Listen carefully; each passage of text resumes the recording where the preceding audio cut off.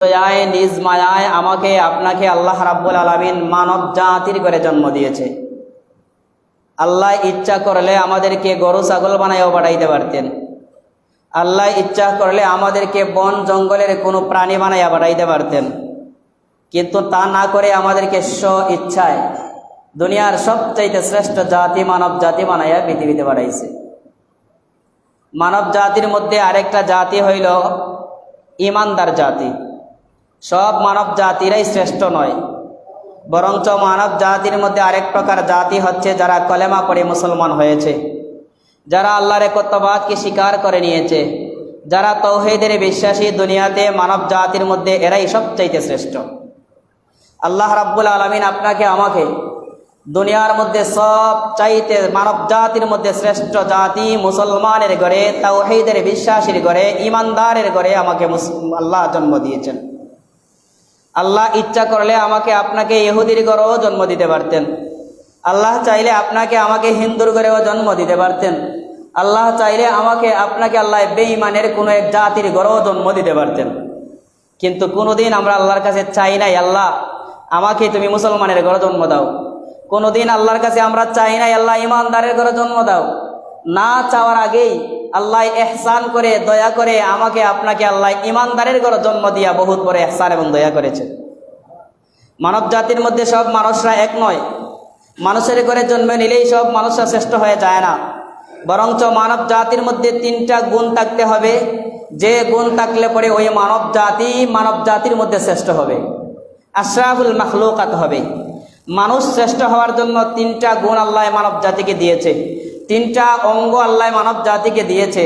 যদি তিনটা অঙ্গকে যথাযথ কাজে কোনো মানুষ ব্যবহার করতে পারে, দুনিয়াতে ওই মানুষটাই হচ্ছে সবচাইতে শ্রেষ্ঠ। এই তিন গুণগুলা কি? আল্লাহ রাব্বুল আলামিন তার কালামে পাকে বলেন, ওয়ালাকাদ যারা'না লিজাহান্নামা কাসীরাম মিনাল জিন্নি ওয়াল ইনস লাহুম কুলুবুন লা ইয়াফকাহুনা বিহা ওয়া লাহুম আ'য়ুনুন লা ইবসিরুনা বিহা ওয়া লাহুম আযানুন লা ইয়াসমা'উনা বিহা উলাইকা কাল আন'আম।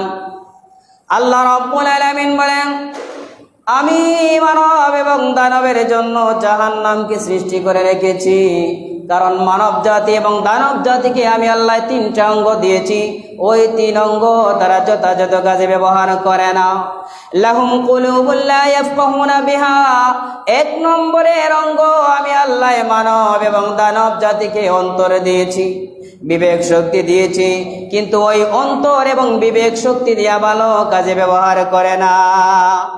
ওয়ালাহুম আ'য়ুনুন লা ইবসিরুনা বিহা, আমি আল্লাহ মানব এবং দানবকে চক্ষু শক্তি দিয়েছি, দেখার শক্তি দিয়েছি, যাতে করে চক্ষু দিয়া বালা জিনিস দেখে আমি আল্লাহর প্রতি বিশ্বাস রাখবে। কিন্তু মানব দানবরা চোখ দিয়া বালা জিনিস তারা দেখে নাই। ওয়ালাহুম আযানুন লা ইয়াসমাউনা বিহা, আমি আল্লাহ মানব এবং দানবকে তাদেরকে কর্ণ শক্তি দিয়েছি, হক কথা শ্রবণ করার জন্য, হালাল হারামটা ভেদাভেদ করে চলার জন্য আমি শ্রবণ শক্তি দিয়েছিলাম। ওই শ্রবণ শক্তি দিয়া ভালো কাজে তারা ভালো কথা শুনে নাই। এই তিনটা গুণ আল্লাহ মানব জাতিকে দিয়েছে, অন্তর শক্তি, চক্ষু শক্তি এবং কর্ণ শক্তি। বিবেক শক্তি, দেখার শক্তি এবং শোনার শক্তি আল্লাহ মানব এবং দানবকে দিয়েছে। জিন জাতিকে এবং মানুষ জাতিকে আল্লাহ এই তিন শক্তি দিয়েছেন।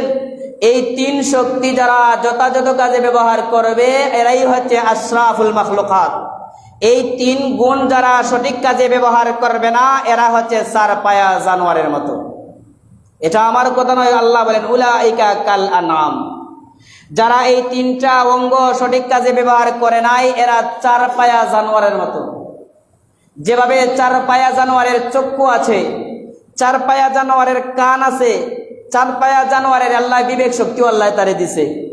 এইভাবে মানব জাতিরা যারা হক এবং বাতিলের পার্থক্য করে চলতে পারে না, ন্যায় অন্যায়কে পার্থক্য করে চলতে পারে না, সঠিক আর বেঠিককে পার্থক্য করে চলতে পারে না, আল্লাহ বলেন গরু ছাগল যেভাবে হক বাতিল পার্থক্য করতে পারে না, হালাল হারাম ভেদাভেদ করতে পারে না, মানব জাতি তুমিও তার মতো হয়ে গেলা, হালাল আর হারামের মধ্যে পার্থক্য করলা না, অতএব চার পায়া জানোয়ার আর তোমার মধ্যে কোনো পার্থক্য নাই। এটা আল্লাহর কথা। তার মানে বোঝা গেল মানুষের ঘরে জন্ম নিলেই আশরাফুল মাখলুকাত হওয়া যায় না, মানুষের ঘরে জন্ম নিলেই আমরা শ্রেষ্ঠ জাতি হওয়া যায় না। শ্রেষ্ঠ জাতি হওয়ার জন্য যে জিনিসের দরকার সেটা হলো এই 3 অঙ্গরে কাজে লাগাইয়া আল্লাহকে বিশ্বাস করে নেওয়া। আমরা আমাদের বিবেক শক্তিকে কিভাবে কাজে লাগাবো? আমাদের আকাবিররা সেটা পথ দেখিয়ে দিয়েছেন। আমাদের আকাবিররা সেই পথ দেখিয়ে দিয়েছেন আমাদের ঈমান। আমরা মুসলমানের ঘরে আশরাফুল মাখলুকাত হতে হলে আমাদের যে জিনিসের দরকার সেটা হলো এই 3টা জিনিস কাজে লাগানো। 1 নম্বর বিবেক শক্তির কাজে লাগানো।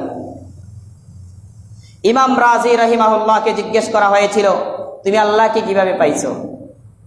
আল্লাহকে চেনার কৌশল, ইমানদার হওয়ার কৌশল, কিভাবে একজন মানুষ ইমানদার হবে, কিভাবে একজন মানুষ আল্লাহকে চিনবে, সেই পথ আমাদের আকাবিররা দেখা দিয়েছেন।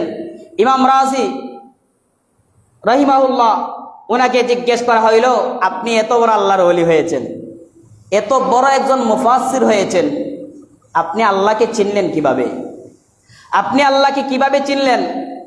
ওনাকে যখন জিজ্ঞেস করা হলো উনি জবাব দিলেন, আমি আল্লাহকে মাত্র একটা গাছের পাতায় গবেষণা করে চিন্তা করে আল্লাহর পরিচয় পেয়েছি। একটা গাছে